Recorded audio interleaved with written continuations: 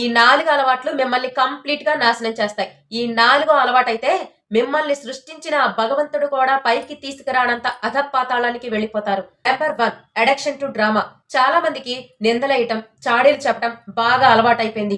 ఎవరైతే అక్కడ ఉండరో వాళ్ళ గురించి చాడీలు చెప్పుకోవడం, వాళ్ళ గురించి లేనిపోయినవన్నీ మాట్లాడటం బాగా అలవాటైపోయింది.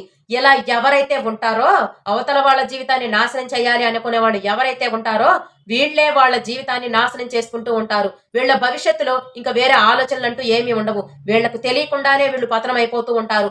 ఈర్ష్య, ద్వేషాలతో వీళ్ళే రగిలిపోయి మండిపోతూ ఉంటారు. ఆ మంట వీళ్ళనే కాల్చేస్తుంది అన్న విషయం వీళ్ళకింకా తెలీలా. Number 2 addiction to people.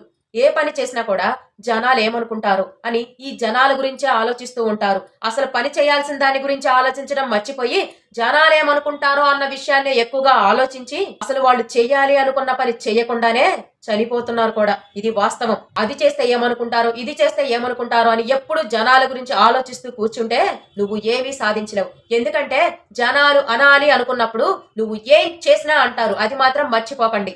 Number 3 addiction to past. చాలా మంది గతంలోనే ఉండిపోతారు. గతంలో జరిగిన తప్పుల గురించే ఆలోచిస్తారు. గతంలో జరిగిన నష్టాల గురించే ఇప్పుడు కూడా తలుచుకుంటూ ఉంటారు. ఇలా గతంలోనే ఉండిపోతే భవిష్యత్తుని చేజార్చుకుంటున్నారు అన్న విషయాన్ని మాత్రం మర్చిపోతున్నారు. అయ్యిందేదో అయిపోయింది. భవిష్యత్తు నీ చేతిలో ఉంది. దీన్ని సరిదిద్దుకోవాల్సిన అవసరం నీది. నీ తప్పుల్ని సరిచేసుకునే టైం ఇక్కడ ఉంది. దీన్ని వాడుకొని నీ తప్పుల్ని సరిచేసుకో. గతాన్ని మర్చిపోయి భవిష్యత్తుని బంగారు బాటలా మలుచుకో.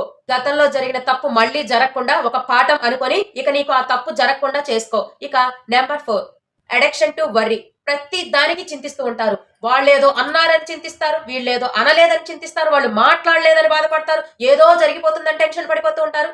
ఇలా ఉంటే ప్రతి చిన్నదానికి ఇలా వర్రీ అవుతూ ఉంటే మీరు జీవితంలో ఏదీ సాధించలేరు.